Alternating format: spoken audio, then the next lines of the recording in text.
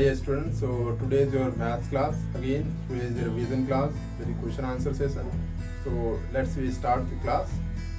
आज जो हम क्लास में पढ़ने जा रहे हैं उसमें हम क्या पढ़ना है, हमें कुछ क्वेश्चंस हैं उस बेसिस पे आपको इस क्लास में समझना है और उसके आंसर्स देना है. अगर कोई दिक्कत होती है तो आप मुझसे पूछ सकते हैं. ठीक है बेटा. तो चलिए आज की क्लास में सबसे पहले हम जो बात करने जा रहे हैं वो हम क्लोज एंड ओपन फिगर की बात कर रहे हैं. Close and open. अब क्लोज एंड ओपन फिगर की बात कर रहे हैं तो हमें कैसे पता चलेगा which figure is close and which one is open. तो अगर हम बात करें matchstick, you know everyone matchstick. अगर हमने मैचस्टिक से एक बॉक्स क्रिएट कर दिया, हमने मैचस्टिक से ये बॉक्स क्रिएट कर दिया और इस बॉक्स को इस तरह से बना दिया. This figure is open figure और close figure. Open figure. Okay. और हमने एक मैचस्टिक यहाँ से लगा दी, तो then it is a open figure और close figure. Close figure. Okay. If you write it here like this one is open और क्लोज. Sir open. और and now this one is close और open. Sir close. ध्यान से देखो, this figure is open और close. Open. Open. Good. क्योंकि यहाँ से हमारा जॉइंट नहीं है, तो this figure is whole figure is one figure, that why it is open. If we now this one is closed figure, right? So you understood that all the figures, when all the lines and all the threads are joined together, then it will become a closed figure. अगर मैं बात कर रहा हूँ यहाँ पर ये triangle है, this is a close figure. और अगर now this is a close figure और open. Sir close figure. Good. और अगर मैं बात करूँ सी लेटर जो है वो ओपन फिगर है, क्लोज फिगर है. Sir open figure. और जो डी की बात करूँ तो ये ओपन है या close. Sir close. So I hope you understood that the shapes like a open and a closed figure, right? चलिए हम आगे चलते हैं. ओपन क्लोज की बात हो गई, अब हम आगे चलते हैं. और मैचस्टिक से तो बनाना आता ही है आप लोगों को, बहुत सारी चीजें शेप्स बना सकते हैं आप मैचस्टिक से. तो अब हम मैचस्टिक से बात कर रहे हैं कुछ एंगल्स की, कि how many sticks we required for making the angles.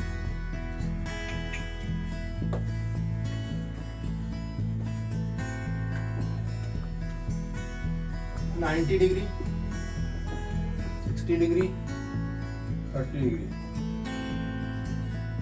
Sakshi, can you tell me the how many matchsticks required for 90 degree. 90 degree का एंगल बनाना है तो हमें कितने मैचस्टिक्स की रिक्वायरमेंट होगी. सर डिग्री की सकते हैं. You don't know degree. Okay. जो हम एंगल्स क्रिएट करते हैं बेटा, तो एंगल जो हम क्रिएट करते हैं वो डिग्री से डिग्री कहते हैं. एंगल्स मान लो 10 डिग्री, 30 डिग्री. ये जो सिंबल है, this one is a symbol. जो सिंबल ऊपर में हम छोटा सा जीरो लगा रहे हैं ना नंबर के ऊपर, तो that symbol called a degree sine. ये डिग्री का साइन है, तो इसे कहते हैं डिग्री, है ना. तो अब ये बताओ जो 90 डिग्री एंगल बनाएंगे, 60 डिग्री, 30 डिग्री एंगल्स तो पता है ना आपको कैसे बनते हैं. तो बताइए 90 डिग्री एंगल्स में कितने मैचस्टिक्स लगाएंगे. How many matchsticks required to make a 90 degree angle. Sir सीधा होगा. तो हाउ मेनी स्टिक्स, मैचस्टिक्स कितनी लगेंगी. ये मैचस्टिक है एक हमारे पास, तो ऐसी मैचस्टिक कितनी लगेंगी 90 डिग्री एंगल बनाने में. Sir 2. Yes. So all the angles 90, 60 and 30, all the angles required only the 2 matchsticks. 2 he matchsticks हमें लगेंगे all angles को हमें क्या बनाने में. So let's move to the other one.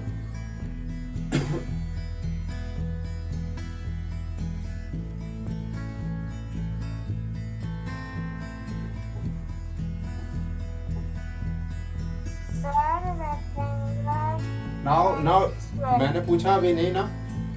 When you want to make a rectangle, then how many matchsticks required? Tell me. how many matchsticks required? That's 4. Good. Sakshi, in triangle, how many matchsticks required? That's 3. Good. And in square? That's 4. Good. तो आपने बात करी यहाँ पर how many matches required, ये तो आपने जान लिया, ठीक है. अब इसके बाद जानते हैं कि एंगल्स जो है, इनके एंगल्स, इसमें कौन सा एंगल्स आपको फाइंड कर पा रहे हैं.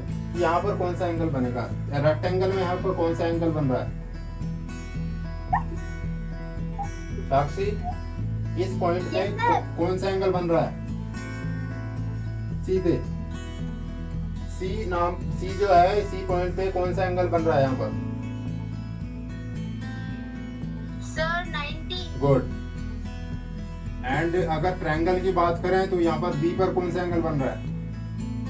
That's 60. गुड. और अगर हम यहाँ बात करें स्क्वायर पे तो यहाँ पर बी पर कौन सा एंगल बन रहा है? Sir, 90. गुड.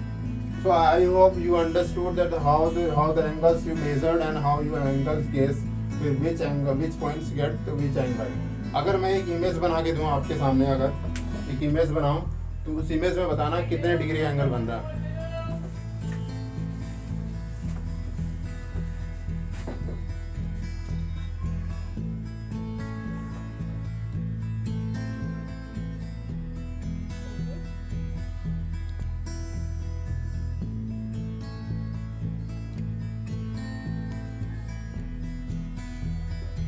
बता सकते Sir, हैं it's क्या?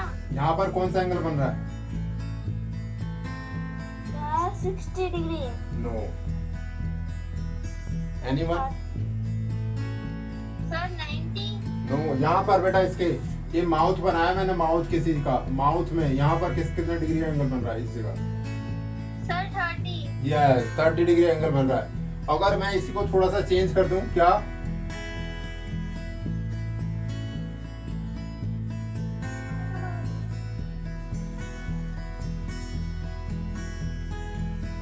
देन कितने डिग्री बन रहा है? 90. No Sir, 90. No no no. ध्यान से देखो, 90 डिग्री कैसे बन जाएगा? 60 डिग्री बन रहा है. यस, 60 डिग्री बन रहा है. तो आपको ये ध्यान देना है कि जो उसका माउथ है, हाउ मच इज ओपन. अगर मैं बनाऊं यहाँ पर इस तरह से हैंड से, तो ये आपको इजीली पता नहीं चल रहा. ये अगर मैंने बनाया तो ये this one is a 30 degree, right. और अब मैंने थोड़ा सा ऊपर कर दिया, this one is 60 degree. Then अगर मैंने इसको स्ट्रेट कर दिया, then become a 90 degree, right. तो इस तरह से आपको, अगर इसका जस्ट मैंने हाफ कराया तो दैट इज 45 डिग्री. तो इस तरह से आपको मेजर करना है कि 30, 45, 60 एंड 90. इस तरह से आप किसी के माउथ से या फिर किसी एंगल्स के थ्रू, शेप्स के थ्रू आप मेजर कर सकते हैं कि कौन सा एंगल्स वो आपका है. ठीक है, Yes, sir. चलिए आगे चलते हैं.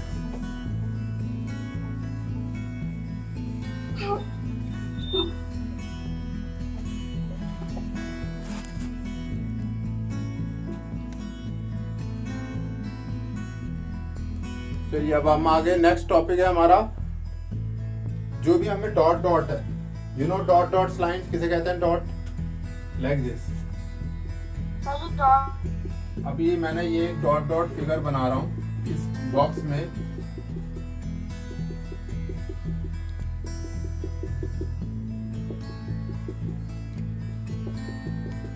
ये हमारा एक बॉक्स है, इसमें डॉट डॉट्स लाइन है. क्या इन डॉट डॉट से हम कोई इमेज बना सकते हैं, कोई शेप्स बना सकते हैं? Yes. ये बना दिया हमने, या फिर यहाँ से इस तरह से ऐसे बना दिया, या हमने इसको यहाँ कर दिया और फिर यहाँ से ऐसे ज्वाइन कर दिया.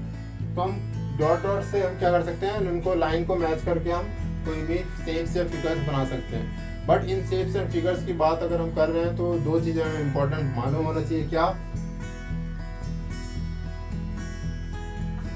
Length 11. And breadth. Sir, please. Length and breadth होना जरूरी है. जिसके बाद हम पता कर सकते हैं कि कोई भी इमेज है उसमें दो चीजें. बट अगर कोई ट्रायंगुलर फिगर बन जाएगा, then another things is important, that is height. So all the three words are important when we are finding the any parameters and the area of the figure. Parameters निकाल रहे हो या figure का area निकाल रहे हो, तो हमें ये तीनों चीज की रिक्वायरमेंट होगी एज पर द शेप्स, कि शेप्स कैसा है आपका। ठीक है, चलिए इस 1 बाय 1 करके हम पढ़ते हैं। सबका शेप्स का एरिया है पैरामीटर।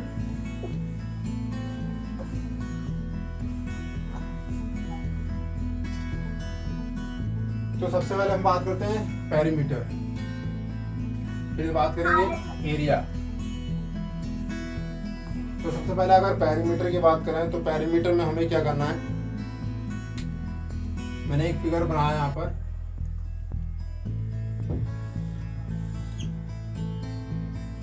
क्या सा फिगर है, रेक्टेंगुलर, और यहाँ पर बनाया मैंने एक, ये कौन सा फिगर है,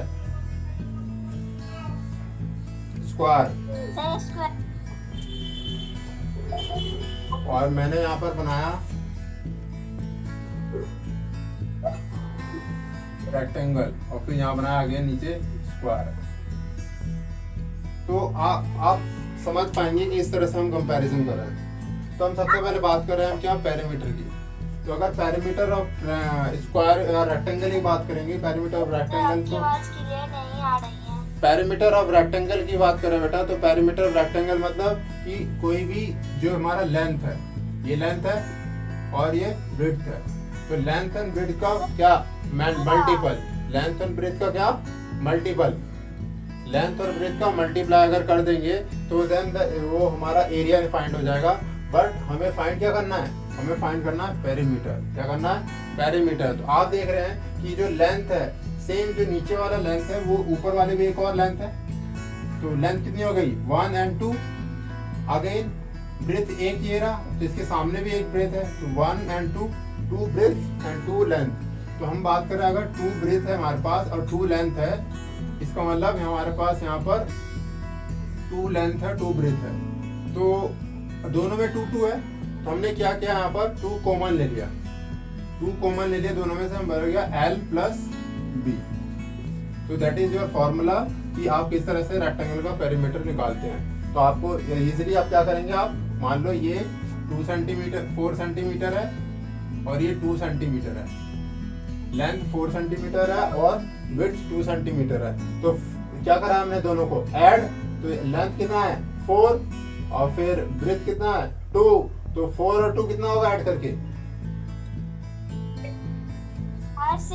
6। और बाहर ब्रैकेट, ये ब्रैकेट जो होता है ना किसी लेटर्स या नंबर के बाहर, वो मल्टीपल के साइन में होता है। इसका मतलब हमारे पास क्या आ गया, यहाँ पर 2 × 6, 2 × 6 कितना आएगा 12 सेंटीमीटर। अगर 0 सेंटीमीटर है तो 12 सेंटीमीटर हमारा क्या होगा पैरामीटर। ये पैरामीटर हमने सीखा किसका, ये पैरामीटर हमारा रेक्टेंगल का पैरामीटर हमने सीख लिया। अब अगर हम एरिया की बात करते हैं, तो एरिया में क्या करते हैं, इसमें भी सेम देख पा रहे हो आप, यहाँ पर भी नीचे लेंथ है, ऊपर भी लेंथ है, विड्थ इधर भी है और इधर भी, यहाँ पर भी दोनों चीजें हैं। पर हम एरिया जब बात करते हैं तो यहाँ पर मल्टीपल का बात करते हैं। तो मल्टीप्लाई मतलब सिंपल कि जो ये साइड है और ये लेंथ और ब्रेथ की बस सिंपल मल्टीप्लाई करते हो। इसका मतलब length and multiply by breath. तो लेंथ एंड ब्रेथ मल्टीप्लाई, मान लो 6 सेंटीमीटर है, ये 4 सेंटीमीटर है, क्या करेंगे 6 × 4, आंसर क्या आएगा हमारा 24। क्या आंसर करेक्ट है, यही आंसर आएगा, कुछ लिखना नहीं पड़ेगा। साक्षी सेंटीमीटर, ये आंसर सही है। अब नो नो, एक चीज समझना है यहाँ पर आपको, क्यों आंसर सही नहीं है सर, क्योंकि आपने देखो यहाँ पर 6 सेंटीमीटर है और यहाँ पे 4 सेंटीमीटर है, फिर सेंटीमीटर यहाँ भी है और सेंटीमीटर यहाँ भी है, तो आप देख पा रहे हैं 2 जगह सेंटीमीटर है। तो जब सेंटीमीटर की मल्टीप्लाई सेंटीमीटर करते हैं तो सेंटीमीटर स्क्वायर बन जाता है। क्या बन जाता है, सेंटीमीटर स्क्वायर। तो आपका आंसर क्या होगा 24 सेंटीमीटर स्क्वायर। बट यहाँ पर कहोगे सर यहाँ पे क्यों नहीं किया आपने, यहाँ पर क्या होता है जब सेंटीमीटर प्लस सेंटीमीटर करते हैं तो वो सेंटीमीटर ही होता है, वो बढ़ता नहीं है। तो ध्यान रखना कि पैरामीटर में जो भी यूनिट हो, सेंटीमीटर हो, मीटर हो, कुछ भी हो, वो सिंपल सिंगल आएगा। बट अगर अब एरिया की बात होगी तो उस वही सेंटीमीटर या मीटर कुछ भी हो उसके ऊपर स्क्वायर लगाना है। ये समझ में आ गया? Yes, sir. पक्का? Sir. No. पेरीमीटर में जब भी Area? पेरीमीटर में जब भी यूनिट होगा, यूनिट मतलब इसे यूनिट कहते हैं, 4 सेंटीमीटर या 4 मीटर यूनिट कहते हैं। इस यूनिट को एज इट इज पेरीमीटर में जो आंसर आता है सेम, बस उसमें ये यूनिट हम लिख देते हैं लास्ट में। बट जब एरिया की बात करते हैं तो वो जो यूनिट होता है नंबर्स का, उस नंबर्स का यूनिट का स्क्वायर लिखते हैं हमेशा। ठीक है? ठीक है बेटा? तो ये ध्यान रखना आपको कि सेंटीमीटर स्क्वायर और सेंटीमीटर कहाँ लिखना है। ठीक है? और तब अगर ये ध्यान नहीं रखेंगे तो आपका गलत हो सकता है सवाल। चलिए अब हम बात करते हैं स्क्वायर की।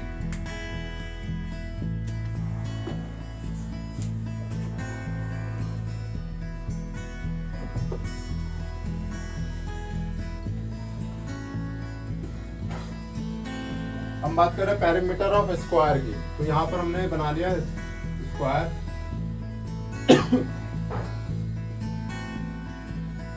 यहाँ पर भी स्क्वायर।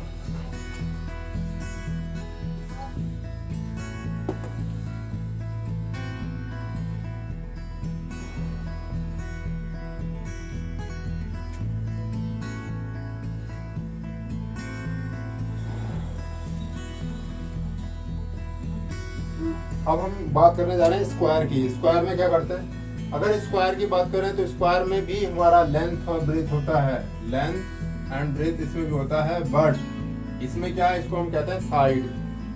क्यों? क्योंकि ये जो साइड्स है, ये साइड और ये side, all sides are equal होती हैं। क्या होती है? ऑल साइड्स जो होती हैं स्क्वायर शेप्स की इक्वल होती हैं, इसलिए हम इसमें लेंथ और ब्रेथ अलग नहीं करते। तो कैसे करें? कितनी साइड्स हैं ये गिन लेते हैं पहले। 1 2 3 4। कितनी साइड्स हैं? 4 साइड्स हैं। और सबका जो यूनिट होता है वो सेम होता है, क्योंकि साइड जब बराबर हैं तो ये भी 4 होगा, ये भी 4, ये भी 4। All sides are 4। तो हम कितने साइड्स हमने गिनी थी? 4 साइड। तो 4 side multiply by 4। It means formula is what? Formula is 4 into side. It means 4 तो है ही, पर साइड कितना है? 4 सेंटीमीटर है। तो मल्टीप्लाई बाय 4 सेंटीमीटर। आंसर क्या आएगा? 4 4 जा 16 सेंटीमीटर। तो 16 सेंटीमीटर क्या है? ये पेरीमीटर है। पेरीमीटर मतलब जब भी स्क्वायर का पेरीमीटर निकालना है तो काउंट कर लेना साइड्स। 1 2 3 4। 4 साइड्स हैं तो 4 फॉर्मूले में आ गया। और साइड्स का कितना यूनिट दिया हुआ है, सेंटीमीटर कितना दिया है या मीटर कितना दिया है, उससे उस नंबर को मल्टीप्लाई कर दो तो आंसर आपका आ जाएगा। और यहाँ पर भी सेम पेरीमीटर निकालना है, इसे यूनिट जो था उसको एज इट इज हमने यहाँ लिख दिया आंसर में। पर जब इसको एरिया की बात करेंगे, किसकी? स्क्वायर के एरिया की, तो यहाँ पर क्या करते हैं? जब स्क्वायर के एरिया तो सारे साइड्स बराबर हैं। मतलब ये अगर ये 6 सेंटीमीटर है, 6 सेंटीमीटर है तो ये भी 6, ये भी 6, ये भी 6, तो ऑल 6 है। तो सर पेरीमीटर में तो आपने ये करा, तो स्क्वायर में क्या करेंगे? एरिया निकालने के लिए एरिया में क्या करते हैं? जो साइड होती है उसी का स्क्वायर कर देते हैं। स्क्वायर मतलब डबल। तो इसका मतलब क्या होता है? फॉर्मूला होता है साइड इंटू साइड। यहाँ पर क्या कहता? 4 इंटू साइड क्या था? यहाँ पर साइड ही 2 बार मल्टीप्लाई होता है, साइड इंटू साइड। तो साइड क्या है हमारा? 6 सेंटीमीटर। 6 मल्टीप्लाई 6 क्या आएगा? 6 मल्टीप्लाई 6 तो 36 आया। तो 36 तो हमने लिख दिया, लेकिन क्या आंसर हो गया? 36 square. No. 36 centimetre. Good. 36 centimetre square. Right. तो आई होप यू अंडरस्टूड कि हम पेरीमीटर में क्या करते हैं और सेंटीमीटर का हम एरिया में क्या करते हैं। तो जो पेरीमीटर और सिंगल एज इट इज हम उतार देते हैं, और सेंटीमीटर जो हम एरिया में डबल कर देते हैं, मतलब स्क्वायर कर देते हैं। क्यों? 2 टाइम्स मल्टीप्लाई होता है वो सेंटीमीटर इसलिए। ठीक है? तो I hope you understood that कि हम किस तरह से एरिया निकालते हैं और किस तरह से पेरीमीटर निकालते हैं। समझ में आ गया सबको? Yes, sir. ओके। चलिए अब हम मान लो पेपर में आपके पास कुछ इमेज या कुछ स्टैम्प बनी हुई आ गई। ठीक है? तो अब स्टैम्प या इमेज का आप किस तरह से बताएंगे? मान लो मैं आप चलो एक इमेज बताता हूँ, उसका आप बताएंगे मुझे।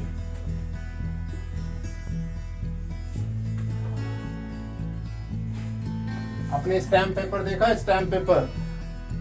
तो देखो एक हाँ सर। मैंने ये लगा दिया। ये आपने पहले हम लोग क्या करते थे, जब हम किसी को लेटर लिख के भेजते थे, मतलब चिट्ठी लिख के भेजते थे, आज तो हम एसएमएस कर देते हैं, ईमेल कर देते हैं, तो उस पे एक स्टैम्प होता था। ऐसा क्या होता था? एक स्टैम्प। तो स्टैम्प को क्या करते हैं, इस तरह से स्टैम्प को, उसमें हमें एरिया भी फाइंड करने के लिए अगर कोई पूछ देता है कि यहाँ पर हमारा बना हुआ है, इंडिया का नक्शा बना हुआ है मान लो, सर